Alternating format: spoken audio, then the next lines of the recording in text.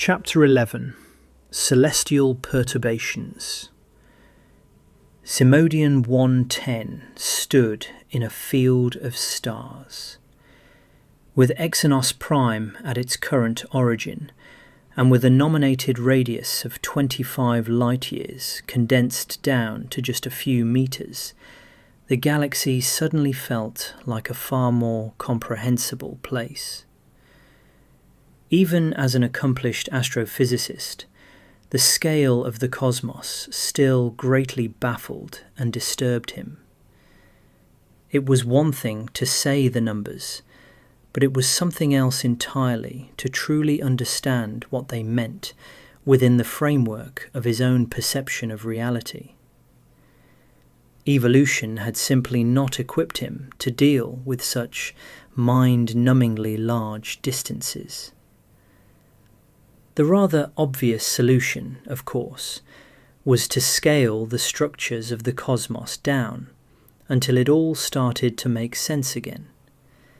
In fact, when compressed like this, he might even go so far as to describe it as titillatingly pleasant, almost as if he was some sort of celestial cosmic god traversing the void of space while taking a leisurely walk in the park. He had to give technology its due. If used in the right way, it was a tremendous benefit to their species. But it was not the answer to every problem, as Queen Xitalia so stubbornly believed it to be. The innocuous little star that had been brought to his attention by the nest's local observatory lay some 25 light-years outside the current boundary of his holographic field.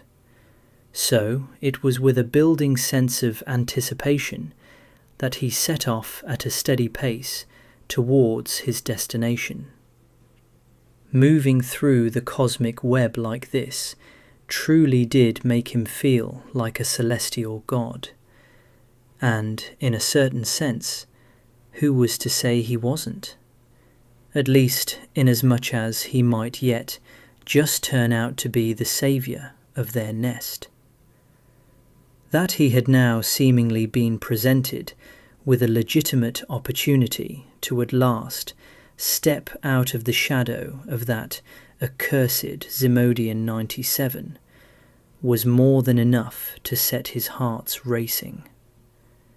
However, he tried his best to push such tantalizing thoughts from his mind, as it was simply too early to speculate on such a gloriously famous future.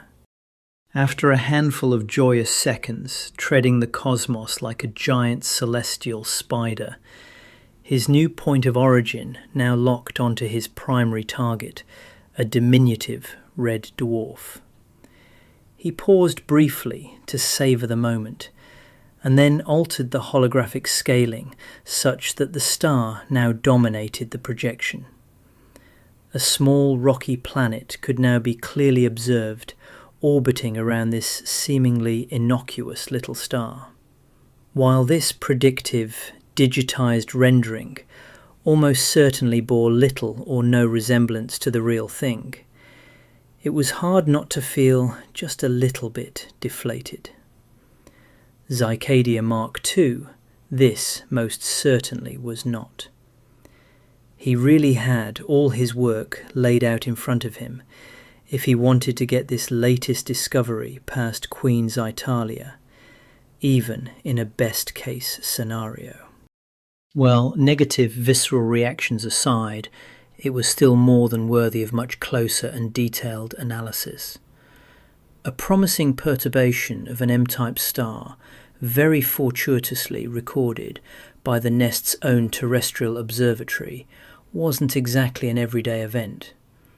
Very excitingly, the data said it was almost certainly a rocky planet, some 2/3 the mass of Xicadia, and with a calculated orbit that placed it slap bang in the middle of the so-called habitable zone. Just 50 light-years from Exynos Prime, it sat comfortably within range of even the smallest local observatories. Accordingly, it was a most unexpected turn of good fortune. Such low-hanging celestial fruit had somehow managed to evade all detection before falling so effortlessly into his own hands, almost as if destiny itself had divined it. Especially so, Ximodian thought to himself somewhat grimly, if you took into consideration the increasing volume of nests approaching compulsory disillusionment, and who now desperately picked their way over the rotting carcasses of nearby astronomical bodies. Yet, as promising as the preliminary data undoubtedly was, he needed much more detailed information to know what he was really dealing with here. Unfortunately, that was something only the International Astrometrics Orbital Array was equipped to provide, which would mean exposing this new find to the competition. The problem was, the planet did not transit across the face of the Sun with respect to Xicadia's line of sight, and there was only so much information that could be harvested in a less than ideal scenario such as that. Ximodian's mandibles twisted into the distorted rictus of a grin and frown combined. Luck was certainly a thing to be welcomed whenever it decided to show up, but only a fool made it an essential part of their strategy. No, the real trick was to make your own luck. Leave the black art of mystical thinking to the mewling masses of Ximateri, who, more often than not, confused luck with the divine act of a personal god. A god like himself, for example, he could not help but think to himself in a brief moment of indulgent, prideful amusement. So where exactly did that leave him then? At the mercy of a purely mathematical analysis, which allowed only for a vague and unreliable probabilistic calculation regarding its suitability for sustaining life, or, failing that, its potential for minor terraforming activities to get it there. Very understandably, such a statistically uncertain outcome would not be nearly enough to commit to a colony-wide launch schedule. Yet, even in that less than ideal scenario, a scouting mission would surely still be warranted. But could the Queen actually be relied upon to make the right decision? Time was becoming an ever more valuable commodity, and his chances of finding the perfect planet continued to grow ever more remote with the passing of every year. What Satalia seemed incapable of comprehending, Ximodian thought to himself with a building sense of frustration, was luck was a relative term, as even low probability was still far preferable to none at all. The math was surely simple enough to understand. The number of stars yet to be scanned versus the pitifully small number of habitable exoplanets already discovered and claimed. Well, the Queen may be many things, but she most certainly wasn't a fool. So exactly what lay at the heart of her reticence? The question was purely rhetorical, of course. It was almost as if she genuinely believed her endless army of research teams would miraculously unlock the secrets of light-speed propulsion, or how to fold the very fabric of space-time itself. The big problem with Xitalia was that while she was a great fan of the scientific method, she had not even the slightest clue of how it actually worked. While Xitalia's own mother had been a great innovator and advocate of technology, quite literally bringing their species out of the age of pure barbarism and into the glorious light of reason, unlike Queen Xitalia, she had not distorted her appreciation of the sciences into some kind of sycophantic religion. Science was one thing, but scientism was something else entirely. No, it was one thing to be open-minded and forward-thinking, but quite another to stake the future of the nest on unproven, verging on fantastical hypothesis. The truth was, if they ever got the AM engines to within 50% of light speed, it would be a certified miracle in every possible sense of the word. So the odds sitting in front of him weren't exactly inspiring, but regardless, the choice was still unambiguously clear. It was essential the nest send a scouting mission to this promised land, so they could perform a detailed analysis of its potential. And the only way to make sure that such a mission happened was if he was the one taking it. Of course, if that mission was a failure, which it almost certainly would be, then it would see him return with nothing to show for it after 400 years of stasis-induced hibernation. Well, so be it.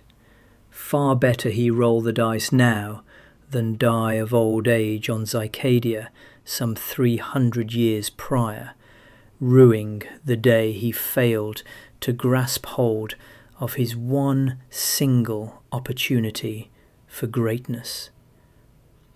Pivotal moments like this were a severe test of one's character, but there was little point in further delay. Yes, he had found it first, but Nest Xitalia certainly wasn't the only nest looking in this region of space. The harsh reality of the situation was other competing nests, many of whom were on the very cusp of annihilation by decommission, would be more than happy to snatch this latest discovery from under his very mandibles. It was almost uncanny the way it inevitably played out that way, and Ximodian found it increasingly difficult to believe they had not been infiltrated by some kind of clandestine spy network. To date, no investigation he had run managed to uncover any tangible evidence such a network existed. But nonetheless, the circumstantial evidence strongly suggested it did. Regardless, he either stake his claim now, along with all the commitments that came with it, or risk losing out entirely, as many of his predecessors had already done, and thus consigned themselves to the history books of mediocrity. The Xihari general somewhat reluctantly reset the holographic scale back to its original magnification, and then irritably turned to face the currently one-of-a-kind 5th-generation Zybot that had very recently been forced into his servitude. 511, please log a priority request to the IAOA and provide them with the coordinates for this star. The Xihari general touched a digit to the small red dwarf and then quickly double-tapped it, causing its image to become superimposed with a literal wall of technical data. Tag the request alpha priority superseding anything else we already have pending. Flag maximum security with closed and encrypted channels, inwards and outwards, all traffic. Oh, and be sure to sign it with my authority token rather than that of the nests. Include an auto-link to the Interstellar Claims and Patents Bureau. I'm not taking any chances this time around. Certainly, General. The Zybot replied coolly. And in the interim, should I continue our scan of this particular star system, or pause our own operations and await a result from the orbital array? Shiwu spoke with an authentic series of clicks and bars at pitch-perfect oscillation and cadence, which to Ximodian's ear at least told the lie. Its speech was simply too perfect to pass for organic. He had to admit, however, if somewhat begrudgingly, this contraption was surprisingly pleasant to listen to.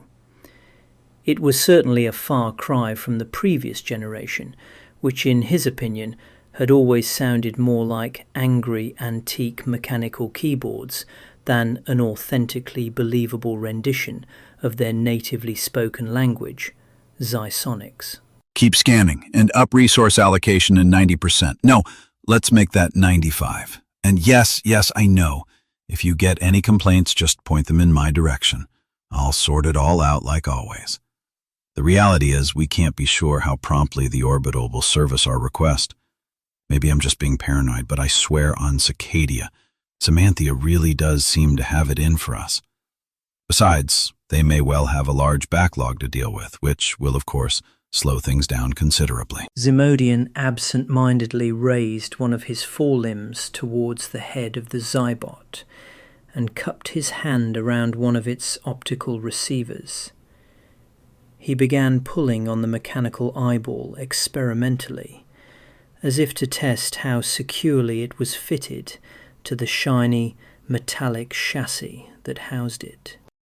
I suppose it's always vaguely possible, Ximodian said, as he continued to fiddle absent-mindedly with the Zybot's eye. We may yet be able to make an assessment on habitability based purely on our own numbers.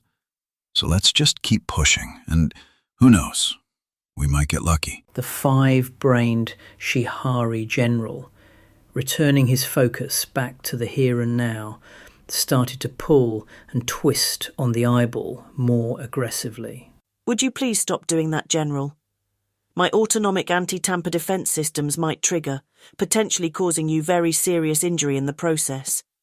Now, if it were purely up to me, I would let you have at it, but as you already well know, I am somewhat obliged to protect you from your own stupidity. It wasn't true, of course, but very thankfully there were no protocols that prevented Shiwu from lying, just so long as the predicted outcomes were at worst neutral. I apologize, 511.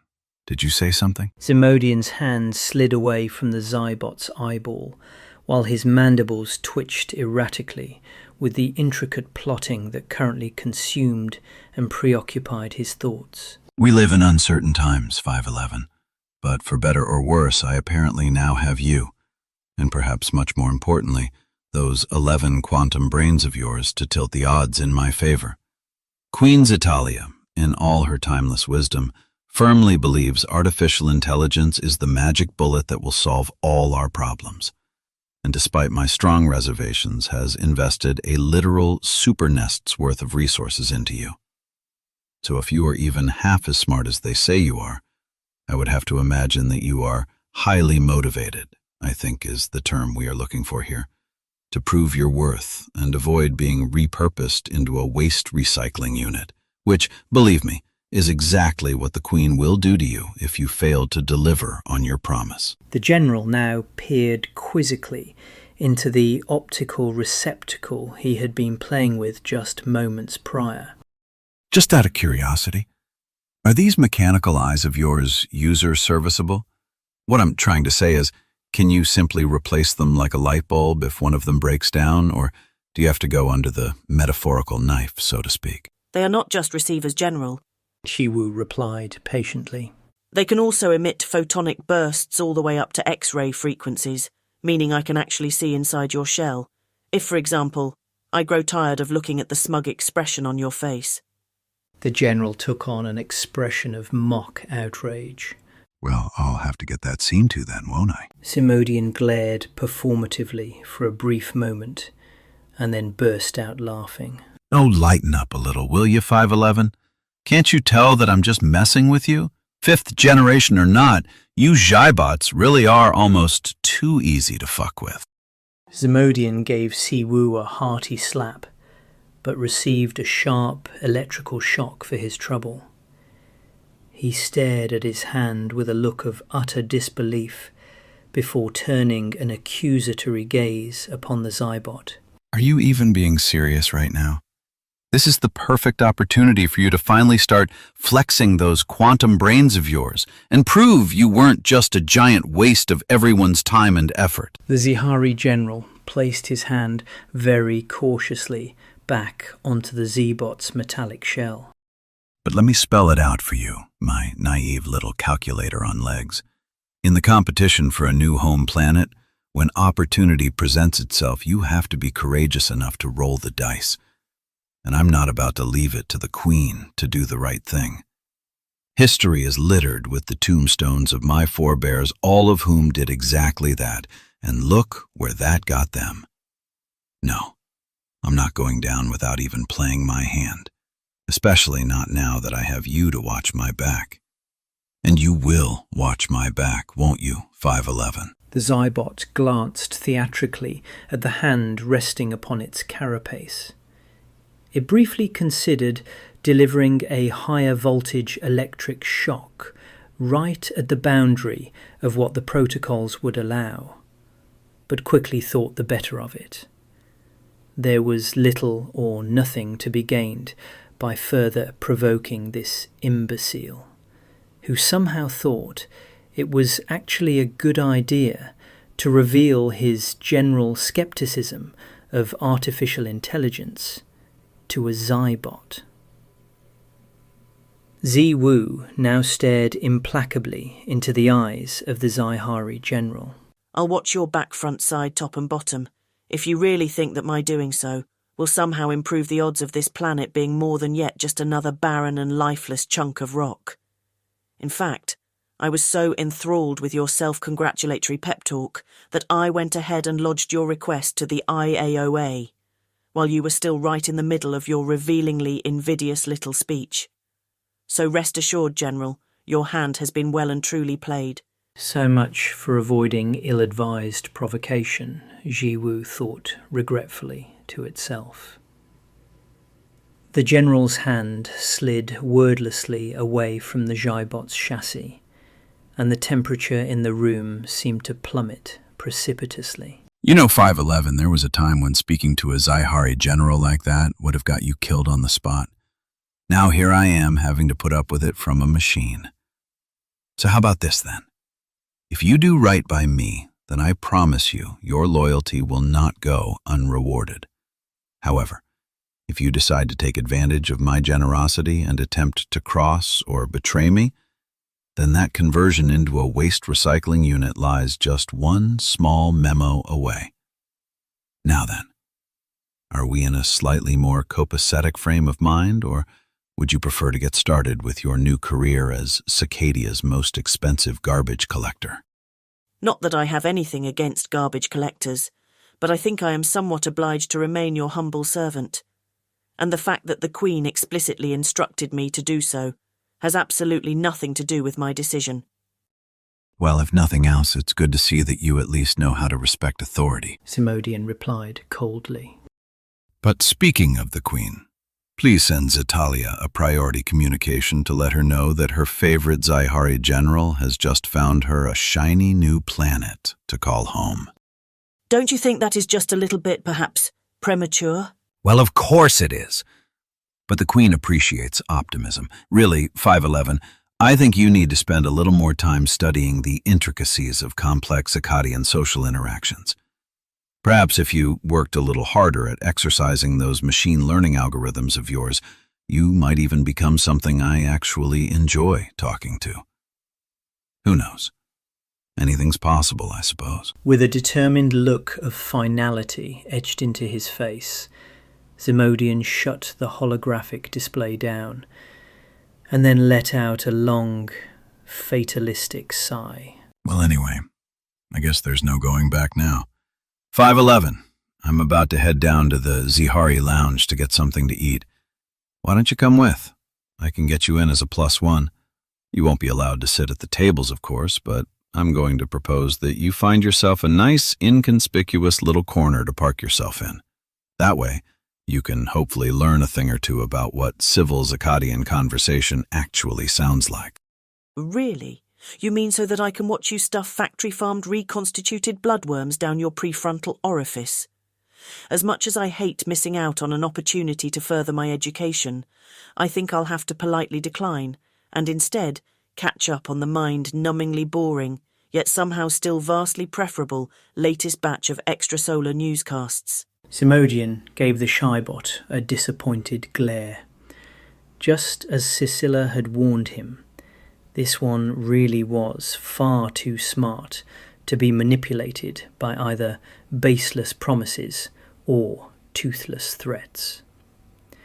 To make matters even worse, it had one of the most obnoxious personalities he had ever had the misfortune to encounter. He could not help but wonder if such a thing could be forcibly tweaked so it might, at the very least, become a little more pleasant to be around. Probably not, he thought to himself glumly. From the little he knew about the Series 5 development life cycle, they actually claimed this thing was legitimately self-determining. Yet, as impressive as it was at pretending to be alive, this still seemed like an outrageously doubtful boast. No, far more likely, it was nothing but baseless wishful thinking, peddled by scientists just like that reclusive Sihari weirdo, Zithuselah 123, who apparently spent most of his time selling this nonsense to the Queen. Exactly how Zithuselah had managed to avoid assassination by royal decree was both a confounding and deeply disappointing mystery. Surely it would only be a matter of time before the Queen's patience finally ran out. Ximodian shook his head disconsolately, trying his level best to clear his mind of such a depressing line of thought. Well, anyway, he would be sure to speak to Scylla on the matter of the Cybot's defective personality, but as things currently stood, it seemed very doubtful it could be fixed, which, if true, was more than just a little bit disappointing. Who knows? Maybe this was something they might be able to improve upon with future models.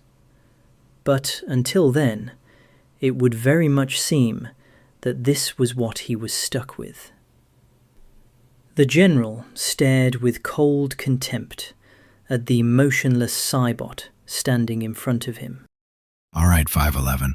If you are going to refuse the opportunity to further educate yourself, then I suppose it's your prerogative to do so. Go ahead and plug yourself into a malfunctioning power outlet and await further instruction. Chiwu politely nodded its head in apparent acknowledgement of its dismissal, hoping Ximodian would try touching it just one more time. I fully anticipate that the education I will no doubt have inflicted upon me when I get to see you next will more than make up for any loss sustained by my temporary freedom from your scintillating company. Oh, and by the way, the Queen will see you now, General Ximodian. So very sadly then, it looks like the Zihari Lounge will just have to wait. Ximodian couldn't help but notice 511 sounded anything but sad, as it sarcastically lamented the postponement of his meal. His threats had clearly proven to be ineffective, and he began to strongly suspect that the Xybot simply couldn't be trusted. As a matter of urgent priority, then, he would go and see Zizilla immediately after talking to the Queen, and his meal could indeed wait.